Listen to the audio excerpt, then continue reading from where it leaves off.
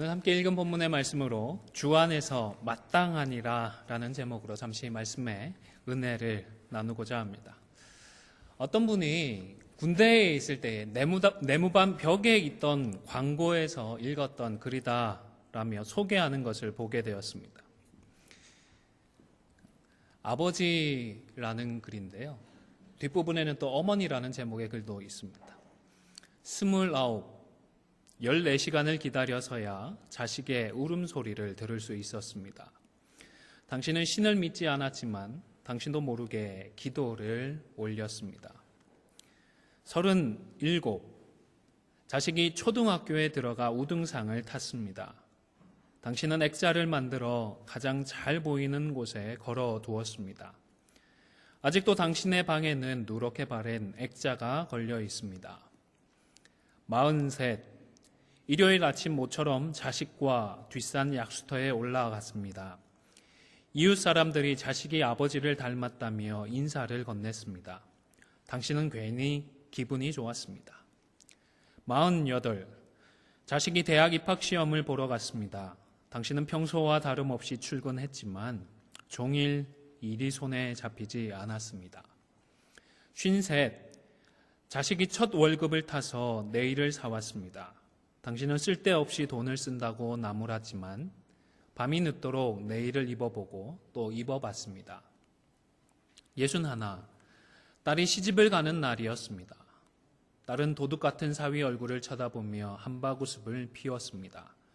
당신은 나이 들고서 처음으로 눈시울이 붉어졌습니다. 오직 하나, 자식 잘 되기만을 바라며 살아온 한평생. 하지만 이제는 희끗희끗한 머리를 남으신 당신, 우리는 당신을 아버지라 부릅니다. 어머니입니다. 21, 당신은 고개를 2개 넘어 얼굴도 본 적 없는 김시댁의 큰아들에게 시집을 왔습니다. 26, 시집 온 지 5년 만에 자식을 낳았습니다. 당신은 그제야 시댁 어른들한테 대접을 받았습니다. 32, 자식이 늦게 급체를 알았습니다. 당신은 자식을 업고, 오타가 났네요. 업고 읍내 병원까지 밤길 20리를 달렸습니다. 40, 그의 겨울은 유난히 추웠습니다. 당신은 자식이 학교에서 돌아올 무렵이면 자식의 외투를 입고 동구 밖으로 나갔습니다. 그리고 자식에게 당신의 체온으로 데워진 외투를 입혀 주었습니다. 52, 자식이 결혼할 여자라고 집으로 데려왔습니다. 당신은 분칠한 얼굴이 싫었지만 자식이 좋다니까 당신도 좋다고 하였습니다. 60, 환갑이라고 자식이 모처럼 돈을 보냈습니다. 당신은 그 돈으로 자식의 보약을 지었습니다. 65, 자식 내외가 바쁘다며 명절에 고향에 못 내려온다고 했습니다. 당신은 동네 사람들에게 아들이 바빠서 아침 일찍 올라갔다며 당신 평생 처음으로 거짓말을 했습니다. 오직 하나, 자식 잘 되기만을 바라며 살아온 한평생. 하지만 이제는 깊게 주름진 얼굴로 남으신 당신, 우리는 당신을 어머니라 부릅니다. 이 글을 읽으면서 다소 정형화된 부모님에 대한 이미지는 아닐까라는 그런 생각도 조금은 들었지만, 그래도 우리네의 어머니, 아버지를 생각하며 우리의 마음에 뭔가 울림이 있다라는 생각을 하였습니다. 여러분은 아버지, 어머니 하면 어떤 생각, 어떤 이미지가 머릿속에 그려지십니까? 사실 오늘날의 세상은 뭐라고 할까요? 탈권위 시대는 이미 지난 지 오래가 되어버린 것 같고, 좀 철학적인 표현이긴 한데 해체주의적인 세상에 이미 살고 있는 것 같습니다. 웬만한 것은 다 부정을 하고 거부를 합니다. 모든 것을 상대화시키고 있습니다. 하나님을 부정하는 것은 물론이거니와 하나님께서 창조하신 가정과 성에 대한, 그리고 전통적이고 신앙적인 구조와 질서도 부정을 하고 있습니다. 참 재밌는 세상이죠. 여자분도 얼마든지 아버지가 될 수 있는 세상입니다. 남자들도 어머니가 될 수 있다 주장하는 세상입니다. 남자와 남자가 가정을 이루고 여자와 여자가 가정을 이룰 수 있다. 적어도 법적으로는 보장을 받는 그런 시대가 되었습니다. 사실 철학적이고 학문적인 영역에서 해체주의라는 것은 모든 구조를 단순히 해체시켜버리는 것만이 목적이 아닙니다.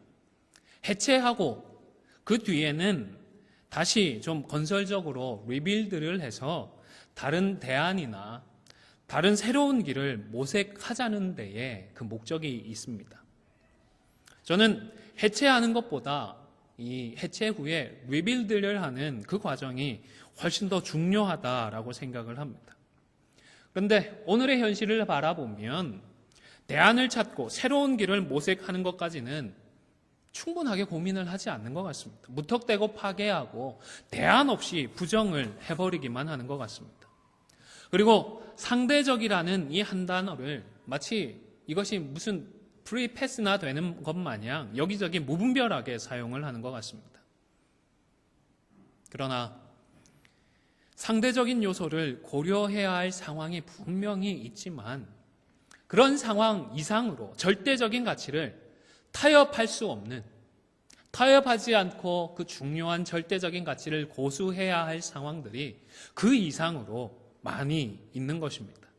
오늘 본문에도 보면 우리에게는 어떤 일이 있다라고 말씀하셨죠? 마땅한 일이 있다라고 했습니다. 18절에 보시면 아내들이 남편에게 복종하는 것이 주 안에서 어떻다고요? 마땅하다 했습니다. 마땅하다라는 이 단어는 원어적인 의미로는 다다르다, 도착을 하다라는 그런 의미입니다. 이륙한 비행기는 착륙할 비행장이 있습니다. 항구를 떠난 출항한 배는 도착할 항구가 있습니다. 이륙한 비행기가 착륙하기를 거부하고 계속 하늘에 떠있기만을 고집하면 어떻게 될까요? 연료가 떨어지고 결국은 추락할 수밖에 없는 것입니다. 항구를 떠난 배가 이제 목적지인 그 항구에 기항하기를 거부를 하면 또 어떻게 되죠? 그냥 바다를 떠다니고 표류하다가 결국 난파하게 되는 것입니다. 이처럼 세상이 변하고 세상의 가치와 철학이 아무리 변하더라도 우리 성도들은 꼭 기억하고 반드시 도착해야 할 목표가 있습니다. 반드시 해야 하는 사명이, 절대적인 사명이 있는 것입니다. 18절의 말씀은 아내들에게, 남편에게 복종하라는 말씀이고 이것은 주 안에서 아내들이 원래 다다르고 도착해야 할 목표임을 분명히 교훈합니다.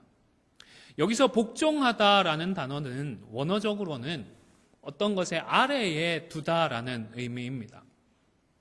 그 의미를 생각을 하면 오늘날의 현대인들은 별로 좋아하는 그런 단어는 아닙니다. 자신을 남편 아래에 두고서 남편의 권위를 인정하라는 뜻이기 때문입니다. 그런데 이 구절을 이해할 때에는 현대적인 시야보다는 2000년 전에 바울의 입장에서 우선적으로 보아야 합니다. 그래야 오해의 소지를 줄일 수가 있기 때문입니다. 바울 당시에는 여성과 아이들의 가치를 인정하지 않았습니다. 바울보다 좀 더 이른 시기이기는 하지만 오병이어의 기적을 언급했던 복음서의 그 기록들을 찾아보면 마태복음 4장 21절을 보면 같이 한번 읽어볼까요? 마태가 어떻게 기록을 했죠? 시작. 먹은 사람은 여자와 어린아이 외에 5,000명이나 되었더라. 사람 숫자를 세는데 여자와 아이를 카운트에 넣었나요? 안 넣었나요? 안 넣었습니다. 사람 취급을 안 하던 그런 시기였습니다. 마태가 그렇게 했다는 게 아니고 그 당시에 문화가 그러했다는 것입니다. 사실 마태는 좀 더 양반인 것 같습니다. 마가의 기록을 볼까요? 6장 44절 시작. 떡을 먹은 남자는 5,000명이었더라. 여자와 아이에 대한 기록은 아예 없습니다. 누가복음도 마찬가지죠. 이는 남자가 한 5,000명이 되밀어라 했습니다.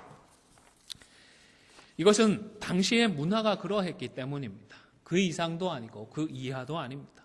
다른 신학적인 함의가 여기에 포함된 것도 아닙니다. 그런데 바울은요, 오늘 본문에서 하나님의 뜻을 교훈하면서 세상에서는 무시하고 인간 취급조차 하지 않았던 여성과 아이들까지 성인 남성과 똑같이 대우하면서 똑같이 하나님의 말씀을 배우고 기억하고 순종하면서 하나님의 영광을 드러내야 하는 대등한 존재로 인정을 하고 있는 것입니다. 심지어 19절에서는 남편들에게 아내에게 어떻게 하는 것이 하나님의 뜻이다 교훈하고 있을 뿐만 아니라 21절에서는 자녀들을 향하여서 아비들이 어떻게 해야 한다, 이것이 하나님의 뜻이다 권면을 하고 있는 것입니다.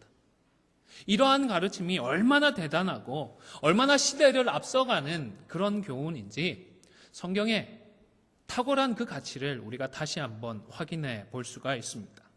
자, 이제 19절을 한번 보시기를 바랍니다. 남편들에게 무엇을 하라고 말씀을 하시죠?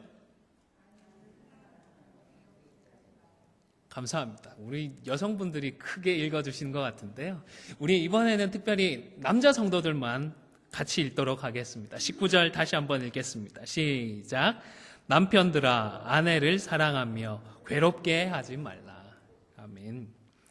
하나님은 바울을 통해서 남편들이 아내를 사랑하며 아내를 괴롭게 하지 말라고 말씀을 하십니다.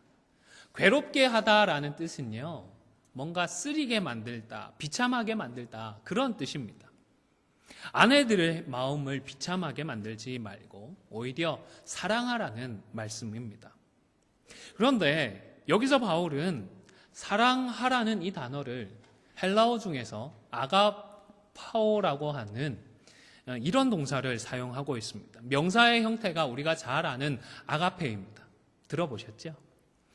지난주에 우리 남자 제자반에서 함께 읽었던 책이 이동원 목사님이 쓰신 성령에 속한 사람이라는 제목의 책이었는데요. 이 책에서는 헬라어에 사랑을 뜻하는 단어가 4가지 종류가 있다라고 소개를 하셨습니다. 이 아가페 외에도 에로스, 필리아, 스톨게라는 단어들이 있다고 합니다. 에로스는 아마 에로 영화 이런 표현들 들어보셨잖아요. 성적인 사랑을 의미를 하고요. 스톨게는 부모와 자식과 같은 이런 혈연 관계에서 보이는 사랑을 표현할 때 쓰는 단어입니다. 그리고 필리아는 친구들과 같은 그런 우정을 표현하는 사랑이고요. 아가페는 신적인 사랑 혹은 희생적인 사랑을 표현할 때에 사용되는 단어라고 합니다. 우리말에 좀 비슷한 표현들이 다르게 있잖아요. 사랑이라는 표현도 있지만 또 정이라는 표현도 있습니다. 그런데 우리가 사랑이라는 단어를 쓸 때와 정이라는 단어를 선택해서 쓸 때에 뭔가 전달되는 느낌이나 뉘앙스가 똑같지가 않습니다. 다르죠? 마찬가지라는 것입니다. 헬라어에서도 필리아라는 단어를 쓸 때나 스톨게를 쓸 때에 또 아가페를 쓸 때에 전달되는 뉘앙스나 느낌이 확연하게 차이가 있는 것입니다. 사실 이동원 목사님 이전에도 사랑에 대한 이 4가지 헬라어의 표현에 관심을 가지고 주목한 분들이 많이 있습니다. 유명한 그 영어권의 크리스천 작가 중에 C.S. 루이스라고 하는 분이 있는데 이분은 이런 말을 했다고 합니다. 한번 같이 읽어보겠습니다. 시작.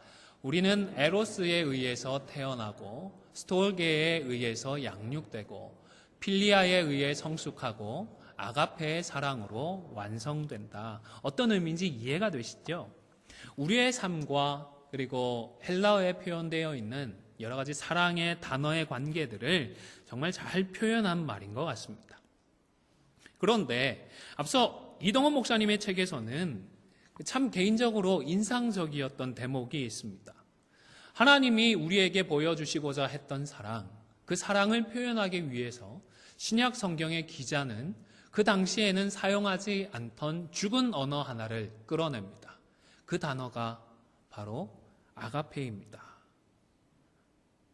신약 성경이 쓰여질 당시에 아가페라는 단어가 죽은 단어, 쓰이지 않는 사장된 단어였다라고 설명을 하는 것입니다. 왜 그럴까요?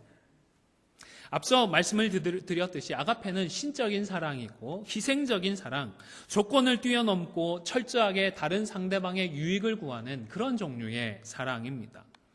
듣기에는 참 좋은 표현인데요. 그런데 뭐라고 할까요?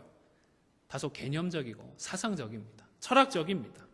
우리 머릿속에서는 그려볼 수 있지만 우리가 직접 경험해 볼 수 없는, 경험하지 못했던 그런 종류의 사랑이었던 것입니다.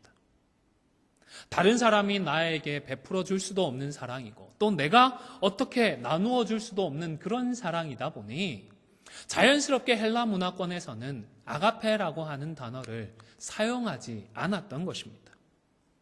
그래서 바울 당시에 아가페라는 단어는 분명히 존재는 하지만 현실에서는 사용될 수도 없고 사용할 필요도 없어서 아무도 사용하지 않는 마치 죽어버린 것과 같은 그런 단어가 되고 말았던 것이 아니겠습니까? 사랑하는 성도 여러분, 그런데 하나님께서 우리를 이 아가페의 사랑으로 사랑해 주셨습니다. 아가페의 사랑으로 우리를 사랑하셔서 이 땅에 사람으로 오셨고 아가페의 사랑으로 우리를 사랑하셔서 십자가에서 죽어주셨고 사망과 음부의 권세를 깨뜨리고 부활해 주셨습니다. 사랑과 은혜를 받을 자격이 없는 우리를 우리의 머릿속에서나 가능했던 바로 그런 사랑으로 사랑해 주셨던 것입니다. 에로스나 필리아나 심지어 스톨게의 사랑으로도 표현할 수가 없고 오직 아가페라고 하는 이 단어로만 표현해낼 수 있는 무조건적이고 완전하고 희생적인 그런 사랑을 우리에게 하나님께서 베풀어 주시는 것입니다. 그리고 여러분, 이 아가페의 사랑을 경험한 사람은 이제 그 아가페의 사랑이 무엇인지 알기 때문에 아가페의 사랑으로 사랑할 수가 있는 줄로 믿습니다. 이제는 그 사랑이 어떤 사랑인지를 알기 때문에 그렇게 사랑할 수가 있는 것입니다. 여러분, 고린도전서 13장 하면 어떤 단어가 떠오르시죠? 감사합니다. 사랑입니다. 사랑장으로 유명합니다. 그런데 고린도전서 13장에서 사랑이라는 이 단어가 헬라어로는 어떤 단어가 사용되었을까요? 네, 아가페입니다. 내가 사람의 방언과 천사의 말을 할지라도 아가페가 없으면 소리나는 구리와 울리는 꽹과리가 되고 예언하는 능이 있고 산을 옮길 만한 믿음이 있어도 아가페가 없으면 내가 아무것도 아니고 구제하고 심지어 몸을 불사르게 내어줄지라도 아가페가 없으면 내게 아무 유익이 없다고 했습니다. 아가페는 오래 참고 온유하고 아가페는 투기하지도 자랑하지도 교만하지도 않습니다. 예언도 패하고 방언도 그치고 하지만 아가페는 언제까지든지 떨어지지 아니합니다. 믿음과 소망, 아가페 이 세 가지는 항상 있을 것인데 그 중에 제일은 아가페다 하셨습니다. 예수님도 우리를 향한 하나님의 뜻이 하나님을 사랑하고 이웃을 사랑하는 것이다 라고 말씀의 핵심의 핵심을 요약해 주신 바 있습니다. 마가복음 12장 29절에서 31절까지의 말씀을 화면을 보시면서 함께 읽도록 하겠습니다. 시작. 예수께서 대답하시되 첫째는 이것이니 이스라엘아 들으라 주 곧 우리 하나님은 유일한 주시니라. 내 마음을 다하고 목숨을 다하고 뜻을 다하고 힘을 다하여 주 너의 하나님을 사랑하라 하신 것이요. 둘째는 이것이니 내 이웃을 내 자신과 같이 사랑하라 하신 것이니라. 이보다 더 큰 계명이 없느니라. 하나님께서 우리에게 주신 가장 큰 계명 두 가지가 하나님을 사랑하고 이웃을 사랑하라는 것인데 이때 사랑이라는 이 단어가 헬라어로 어떤 단어게요? 아가페입니다. 신학 공부하셨나요? 척하면 척인 것 같습니다. 하나님께서는 우리에게 이제는 아가페의 사랑으로 베풀어 주셨기 때문에 그것을 기억하고 하나님을 아가페의 사랑으로 사랑해라. 이웃들을 아가페의 사랑으로 사랑하라 말씀을 하시는 것입니다. 다시 말씀드리지만 이전에는 참된 의미를 알 수 없어서 마치 죽은 것과도 같았던 단어가 이 아가페라는 단어였습니다. 그런데 십자가와 부활을 통하여서 이 단어가 생명력을 얻게 되었습니다. 그래서 이제 이 아가페의 사랑을 경험한 성도들에게 하나님은 가장 큰 은사로서 아가페의 사랑을 허락해 주시고 이 아가페의 사랑으로 서로를 사랑할 수 있게 해 주시고 또 사랑하라고 명령을 하시는 것입니다. 여러분, 사랑해야 합니다. 사랑하십시오. 사랑할 수 있습니다. 사랑할 수 있습니다. 20년이 좀 넘게 지났지만 목회를 하셨던 선친의 설교 중에서 아직도 제 머릿속을 맴도는 설교들이 몇 가지 있습니다. 오늘 19절의 말씀도 그 중에 하나입니다. 아버지는 설교를 하시면서 하나님의 말씀을 읽으면 읽을수록 하나님의 마음을 당신이 헤아리면 헤아릴수록 부담이 되는 말씀들이 있는데 19절의 말씀이 그와 같다라고 말씀을 하셨습니다. 남편들에게 아내를 사랑하는 이 말씀이 하나님이 나를 어떻게 사랑하시는지를 알면 알수록 더 부담으로 다가온다는 것입니다. 어떻게 보면 아내는 남편에게 복종하면 그뿐입니다. 남편의 권위를 인정해주면 그만입니다. 그런데 하나님께서 우리를 사랑하셨듯이 아가페의 사랑으로 아내를 사랑하라고 하시는데 하나님이 우리를 어떻게 아가페의 사랑으로 사랑하시는지를 알면 알수록 당연히 부담이 되는 것입니다. 저도 점점 더 부담이 되고 있는 것 같습니다. 보통 부부간에 금기시 되고 있는 것들이 몇 가지 있는 것 같습니다. 그 중에 운전 연수가 좀 그렇죠. 아마 우리 중에도 남편에게 운전을 배우다가 마음 상하신 분이 몇 분 계시지 않을까 생각을 합니다. 성경에 있는 것은 아니지만 부부간에 운전을 배우는 것은 별로 지혜로운 것 같지는 않습니다. 그런데 저희 어머니께서는 아버지에게 운전 연수를 받으셨습니다. 남편에게 연수를 받겠다고 한 어머니도 대단하게 느껴지고 또 그런 아내를 연수시켜 주겠다고 같이 보조석에 앉아서 운전길을 나섰던 그런 아버지는 더 대단하게 느껴집니다. 아버지의 성품이 좀 온유하기도 하셨지만 아들인 제가 지켜볼 때에는 후천적으로 말씀과 기도로 하나님께 기도하고 말씀을 붙드는 가운데에 좀 더 오래 참고 온유한 이 아가페의 사랑의 은사를 개발하셨던 것 같습니다. 부산을 가보신 분은 아시겠지만 부산에는 산이 많고 그래서 도로 곳곳에 터널들이 많이 있습니다. 부산에서 운전하시는 분들은 터널을 들어가게 되면 꼭 창문을 올립니다. 그 안에 공기가 좋지 않다고 해서입니다. 그런데 어머니가 면허증은 있으셔도 지금 연수를 하고 있는 그런 상황입니다. 터널을 가는지 창문을 올려야 하는지 그런 것이 머릿속에서 떠오르니 만무합니다. 그래서 터널을 지나는데도 창문을 올리지 못하고 결국 그냥 그대로 통과를 하면서 온통 그 매연의 매캐한 냄새를 들여 마시게 되었다고 합니다. 보통 이런 상황이 되면 짜증도 나고 또 화도 내지 않겠습니까? 아버지도 그러셨을 것 같습니다. 그런데 짜증나고 화나는 것을 소리 지르고 성질을 내면서 해결한 것이 아니라 위트 넘치는 감사로 해결하셨다고 합니다. 어머니에게 좋은 공기 마시게 해주셔서 감사합니다. 그런 말씀 한번 하고 끝내셨다고 합니다. 남편도 화가 나고 짜증이 나겠죠. 그런데 답답하기도 하고 서글프기도 할 것입니다. 그러나 주님께서는 아내를 아가페의 사랑으로 사랑하고 마음을 쓰리게 만들거나 비참하게 만들지 말라고 하시니까 그 말씀에 순종하고자 했던 것이 아닌가 생각을 합니다. 아버지가 일찍 떠나셨지만 아버지를 생각할 때에 어머니는 그때의 일화가 머릿속에 오래도록 남아 계신 것 같습니다. 그리고 나서 20절에서는 자녀들에게 모든 일에 순종하라고 하셨습니다. 여러분, 한 번, 두 번 순종하라고 하셨나요? 모든 일에 순종하라고 하십니다. 부모님께는 모든 일에 순종해야 하는 것입니다. 순종이라고 하는 단어는 복종이라는 단어와 비슷하게 아래에서 듣다라는 그런 의미입니다. 물론 장성한 자녀들은 이제 부모님만큼 배울 만큼 배우고 알 만큼 알게 되었습니다. 잘 배우고 훈련받은 자녀들은 어느 순간부터는 부모님들보다 오히려 더 많이 알고 더 잘할 수가 있습니다. 요즘 세상은 정보통신 기술이 너무 빨리 발전을 해서 우리 부모님들이 그 발전 속도를 따라가기가 참 힘이 든 것 같습니다. 그래서 아들, 딸이 아니라 손주, 손자보다 더 모르는 것이 있는 것 같아서 속도 상하고 자존심도 상하신 것 같습니다.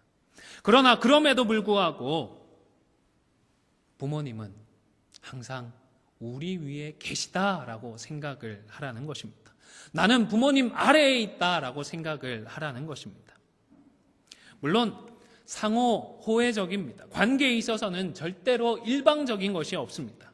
그래서 21절에서는 곧바로 부모들에게 권면을 하죠. 자녀들을 노엽게 하지 말라고 하는 것입니다. 원어적인 뜻은 마음을 자극해서 화를 나게 만들지 말라는 것입니다. 여러분, 어떻게 하면 자녀들을 자극하지 않을 수 있을까요? 어떻게 하면 그 마음에 화가 나지 않도록 우리가 주의할 수 있을까요? 저는 장기간과 좀 단기간으로 구분을 했으면 좋겠다. 그리고 장기간에 걸친 방법을 강조하고 싶습니다. 단기간에는 자녀들의 마음을 무엇보다 헤아려 주어야 합니다. 무엇을 좋아하고 무엇을 싫어하는지, 왜 이렇게 반응을 하는지 그 마음을 알아주는 것입니다. 그리고 장기간에 걸쳐서는 계속해서 사랑한다. 여러분의 그 사랑을 말씀을 통하여서 알려주시고 행동을 통하여 보여주시기를 바랍니다. 사랑이라고 하는 것은 느껴지게 해주고 마음에 각인시켜 주어야 하는 것입니다. 내 마음에는 아무리 사랑이 있다 하더라도 그것이 전달되지 않으면, 그 마음에 있는 것이 말이나 행동을 통하여서 전달되지 않으면 상대방은 제대로 알지를 못하기 때문입니다. 부모도 사람입니다. 말씀에 순종하기 위하여서 노력을 해도 자녀들이 노엽게 그런 자극을 할 때가 생기기 마련입니다. 그런데 부모님들의 그 사랑의 마음을 오랫동안 경험해 오면서 마음에 각인이 되어 있는 자녀들은 부모님들이 다소 실수를 하고 자극을 하더라도 그것에 자극이 되거나 쉽게 노여워하지 않는 것입니다. 저는 어렸을 때 편두선이 약해서 종종 그 편두선염을 앓았습니다. 편두선에 염증이 생기면 고열로 고생을 했는데 심한 경우에는 열이 너무 올라서 정신을 잃어버리기도 했습니다. 그러다가 좀 열이 내려서 정신을 차리면 그때마다 제 곁에는 어머니가 계셨던 기억이 있습니다.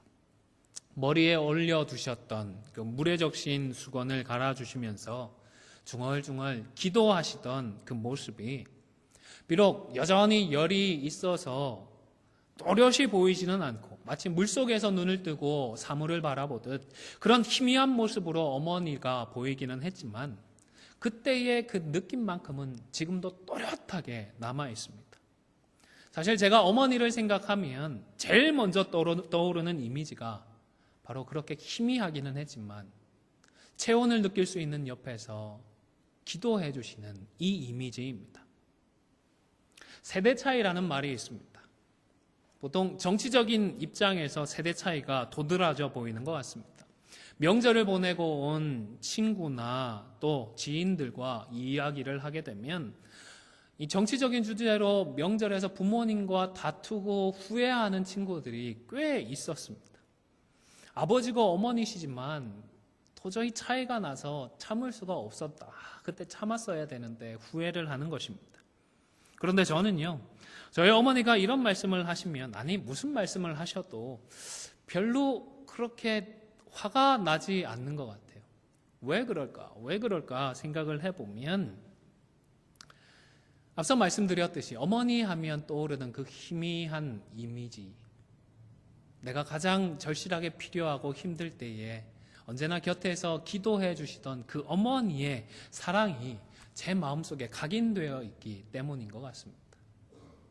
어머니가 나를 사랑하시는 걸 내가 아니까 무슨 말씀을 하셔도 다 이해가 되고 용납이 되는 것입니다. 웬만해서는 자극을 받지 않게 되는 것입니다. 여러분 혹시 자녀들 때문에 걱정하고 고민하는 분이 계십니까? 지금 내 나이가 몇이고 우리 아이들 나이가 몇인데 시기를 다 놓친 것 아니냐, 그렇게 포기하지 마시고 주님이 여러분을 불러주시는 그날까지 계속해서 자녀들을 사랑하시고 사랑한다 말씀해 주시고 사랑을 표현해 주시기를 바랍니다. 그리하여서 그 사랑을 자녀들의 마음속에 각인시켜 주시기를 바랍니다. 단순히 부모의 사랑만이 아니라 우리가 이미 경험한 그 아가페의 하나님의 사랑을 나누어 주시기를 바랍니다. 말씀에 순종해서 소극적으로 노엽게 하지 않는 그런 정도가 아니라 적극적으로 아가페의 사랑으로 사랑하는 그 여러분의 사랑을 통하여서 비록 지금 당장은 아니더라도 설령 우리가 천국에 가고 난 뒤에라도 하나님께서 그 사랑의 기억들을 사용하셔서 우리 자녀들을 낙담시키지 않고 또 낙심 가운데 있다 하더라도 우리 하나님께서 그 사랑을 통하여 회복시켜 주실 줄로 믿고 확신 가운데 거할 수 있기를 주님의 이름으로 간절히 축원을 드립니다. 사랑하는 성도 여러분, 그런데 이 모든 말씀에 있어서 정말 중요한 것은 주 안에서 마땅하다라는 사실입니다. 주 안에서 마땅하다는 이 말씀은 아내가 남편에게 복종하는 18절의 9절에만 해당되는 말씀이 아닙니다. 남편이 아내를 사랑하며 괴롭게 하지 않는 것도 주 안에서 마땅한 일입니다. 생략이 되어 있을 뿐입니다. 생략할 만큼 그만큼 자명하다는 뜻입니다. 자녀들이 모든 일에 부모에게 순종하는 것도 주 안에서 어떤 일일까요? 마땅한 일입니다. 부모님들이 자녀들을 노엽게 하지 않는 것도 주 안에서 어떤 일이요? 마땅한 일입니다. 마땅히 해야 하는 윤리나 도덕의 차원의 문제가 아닙니다. 함께 살아가야 하니까 큰 갈등 없이 지내기 위한 처세술은 더더욱 아닙니다. 주 안에서 마땅한 것입니다. 그리스도로 우리가 중생을 받았기 때문에 하나님께서 원래 의도하셨던 바대로 꼭 도달해야 하고 도착해야 하는 신앙의 목표라는 것입니다.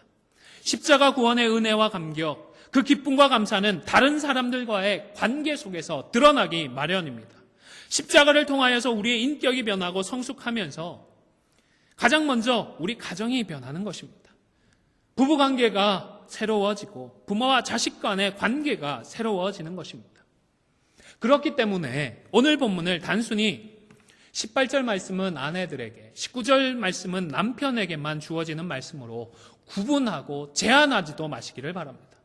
주님을 만난 내가 어떤 마땅한 모습을 목표로 하고 살아야 하는지 오늘 나에게 주시는 모든 말씀으로 받으시기를 바랍니다.